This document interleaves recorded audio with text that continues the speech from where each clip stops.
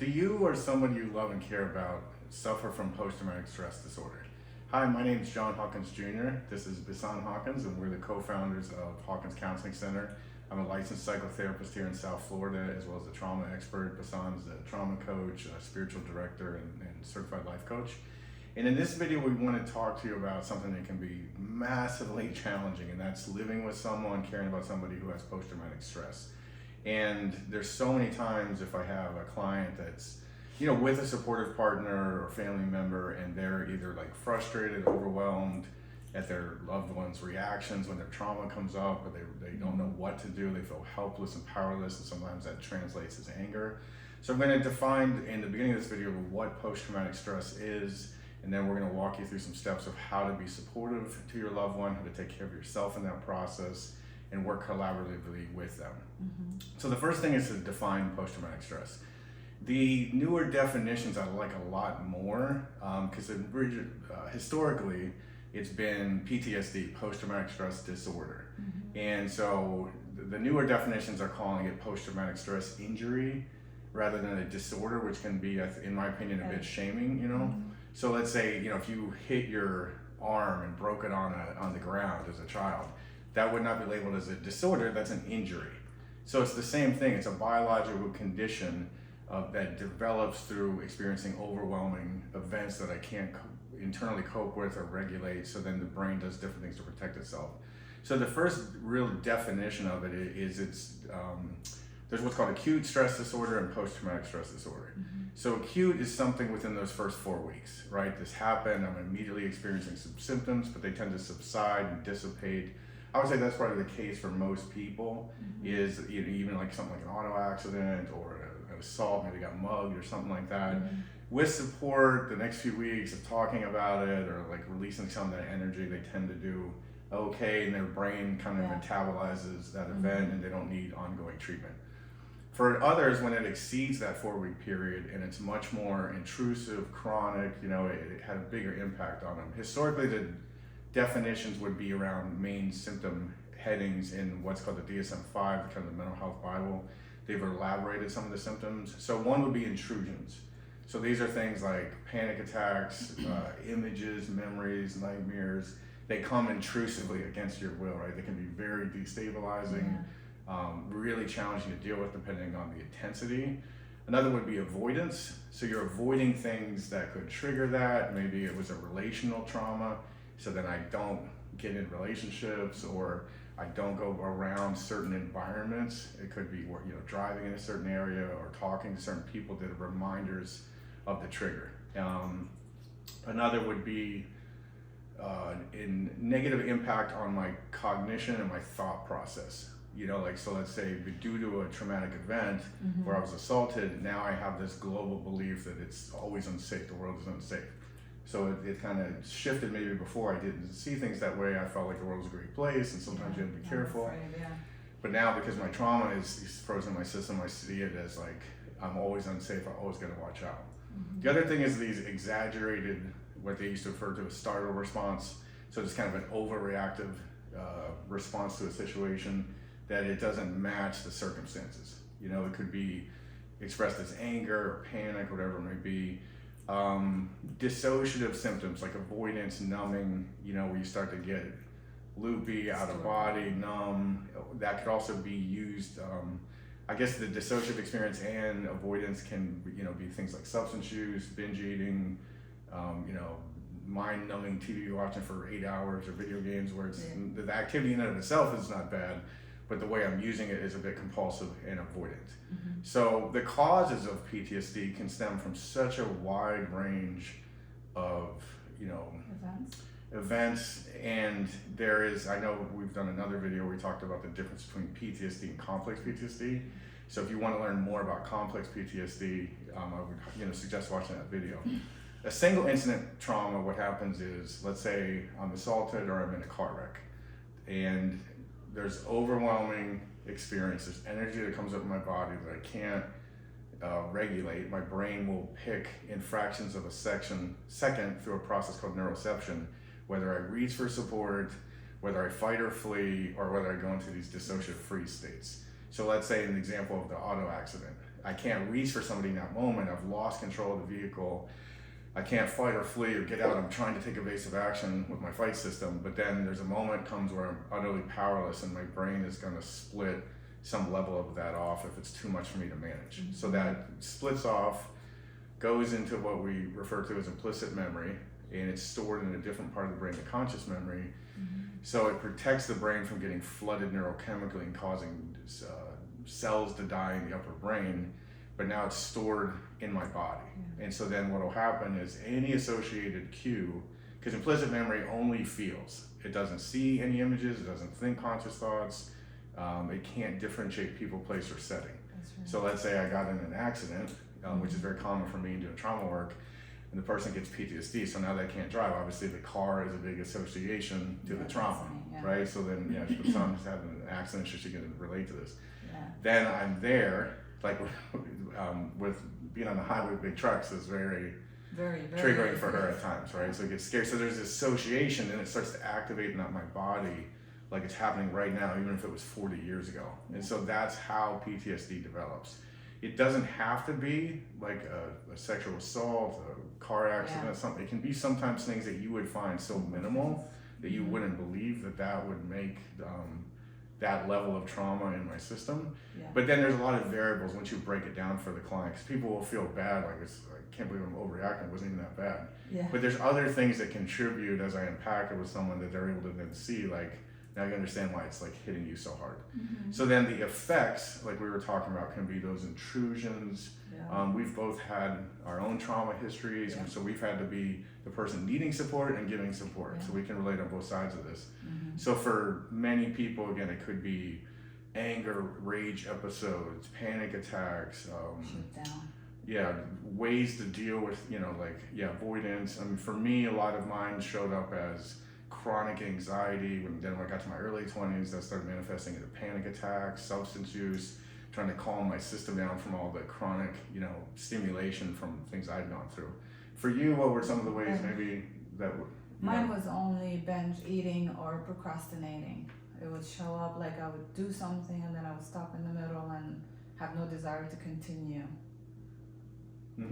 The biggest area I would see that's most disruptive for most people, even those internal things can be so disruptive, right? I mean, having panic attacks is no fun.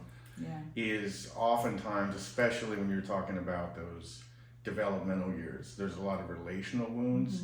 So it really is disruptive to relationships. And then again, with those implicit memories, your partner or your loved one or your parent or your child could trigger something. And of course there's an emotion in the present that you feel, but it's so exaggerated. Either you go really numb or get really activated. And so, or to, if you're watching this video, to your loved one that you're trying to respond to, and these things can come so out of the blue and be so intense, and you're like, what in God's name just happened?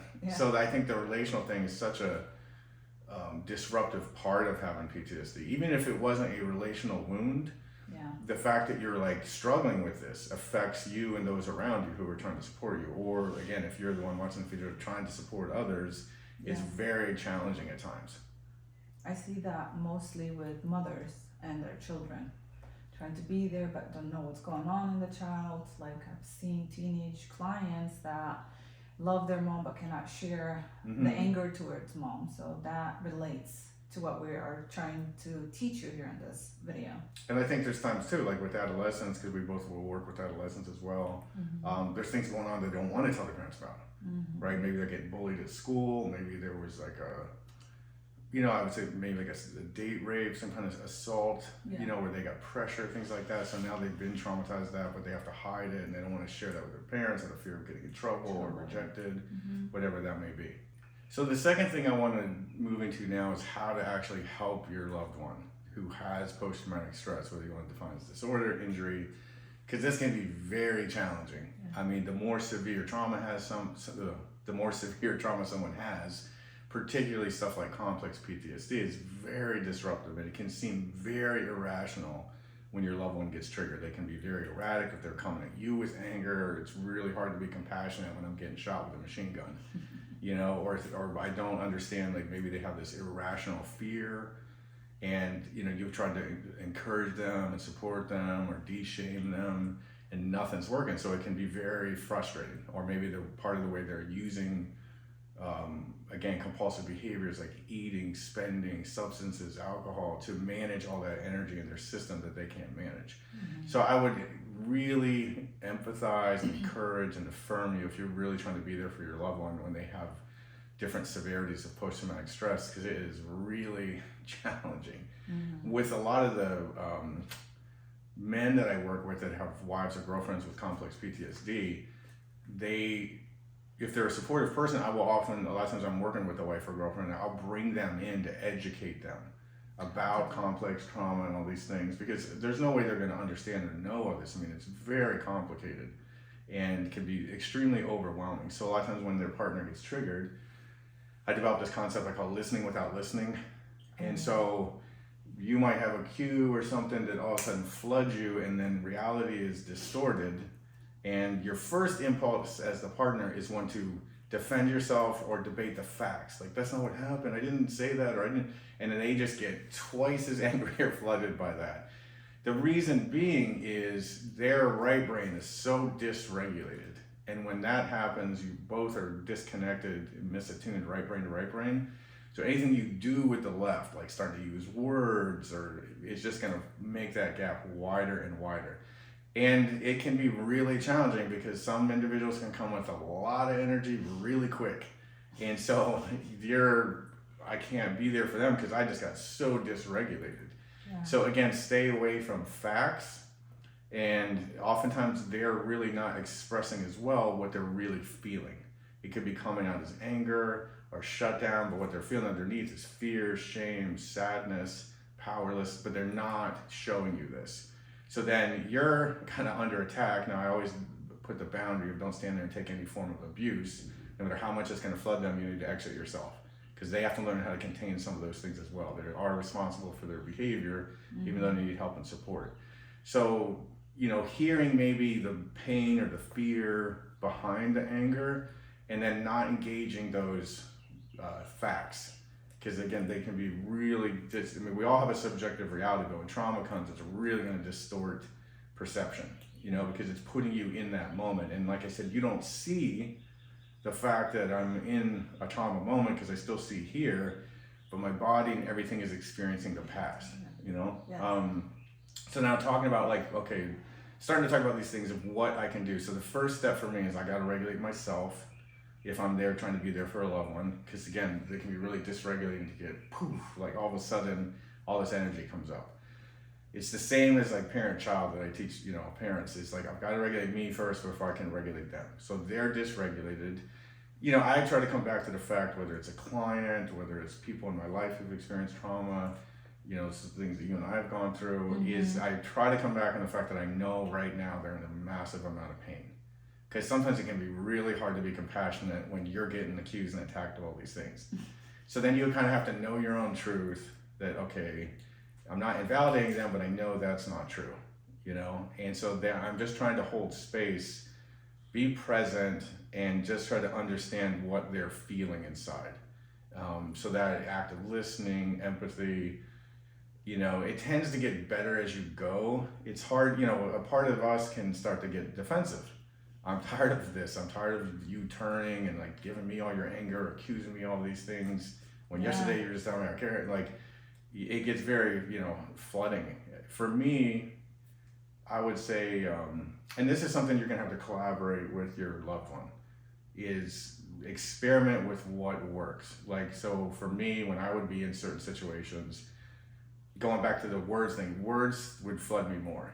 So if she's trying to be supportive and encourage me, and I'm just feeling, I'm so dysregulated right brain, it's making me feel more alone with every word she says. And then I'm feeling bad because I don't want to tell her that and make her feel shame or discouraged. So then we had to, for me personally, it was just okay, just hold me and just be present. That's the thing will start to ground me. For somebody else, they would feel abandoned by that. So you're going to have to, be willing to work, whether it's your spouse, your child. What are things that you found helpful when you're in that state that the other person can do that helps ground you or helps pull you out some, whether that's giving you space or grabbing your hand. Like I said, touch could be very grounding for one client and the next person gets sent up through the roof, Yeah. That was actually me. Everything you said is very educational and helpful for you, but when you're in the moment, especially me suffering from severe PTSD since childhood, it was so tough for me to tell him anything. Like the shame will overwhelm me, the guilt of how couldn't I walk out of that, even though it happened when I was an adult as well. Like, why would this happen? So I had to open up for John and say, maybe, don't touch me when I'm in these states. And he understood, because of course he's a therapist, but a lot of men may not understand that. Like, I want to help you, that's why I'm holding you, and she's just resenting, and that was my case. So what we teach in the office is tuning in and what works for your partner or what works for your kid. Is it just listening? For John, he just wants me to listen, and it's so hard for me because I've been a coach for like 18 years. I've been in this environment, and the first thing I would go to is solution. Like, don't feel like that, if he's like, even if it's a frustration, frustration from a loved one in his life, or like, don't beat yourself up, you don't deserve that. And that's not helping me, you're not understanding. That's the biggest difference between, like I say, a therapist, a coach versus a friend or family member, which we most likely are, is we all want to help so much. And so, plus we could get flooded with our own anxiety, our own fears, where you're really trying to hold space, like we say a lot in therapy. So then just the person needs to feel felt on some level before you come with anything else. And that's that right brain to right brain stuff I was talking about.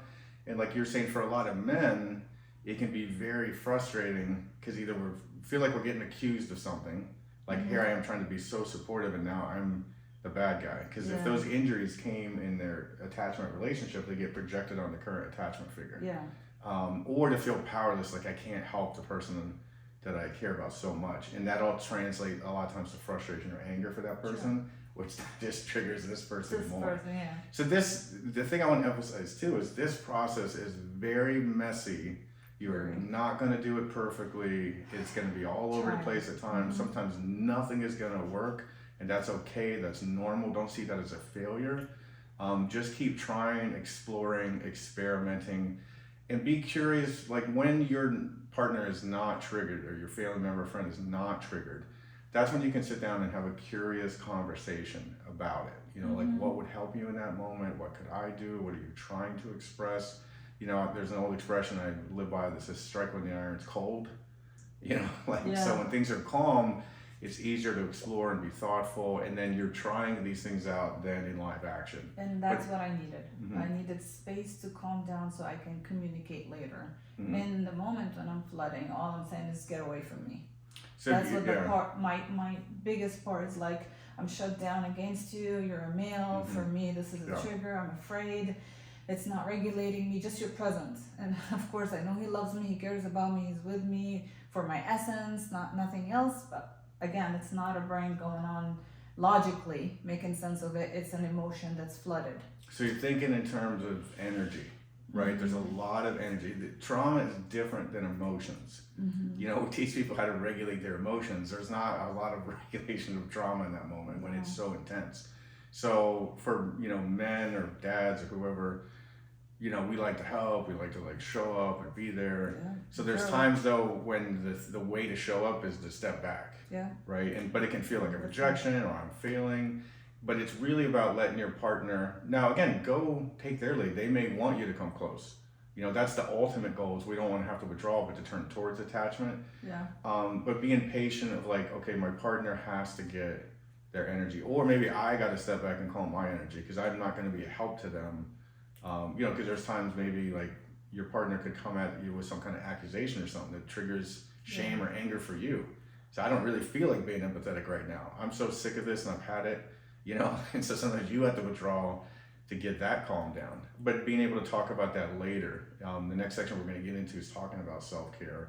But I would say again, like encouragement, affirmation. A lot of times when the person comes out of that state, there's a lot of shame and guilt about what they did while they're in that state, behavior-wise. Maybe they said some really hurtful things or did some behavioral things that they're very ashamed of, like binge and purging or getting high or whatever that may be.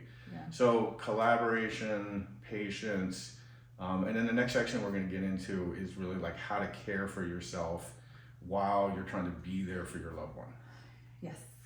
Okay, now the third and final area we're getting into now is like how to care for yourself while you're trying to care for your loved one. You know, again, being in relationship with somebody you care about, it's not their fault that they went through this trauma. It's not your fault that they're trying to help them and figure all this out.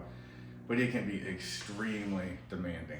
And unless it's a single incident like a car wreck or a one-time assault, it takes time to work through these things. You know, I mean, I've had a client recently I work with where her and I had done tons of work around all her complex trauma from childhood, but then she got in an accident and it was just a one-time event. We came in one session, we're done, right? If it's just isolated to that, now I'm not saying every single incident takes one session, so I don't want you to feel disappointed, like, oh, there's something wrong with me if it takes 3.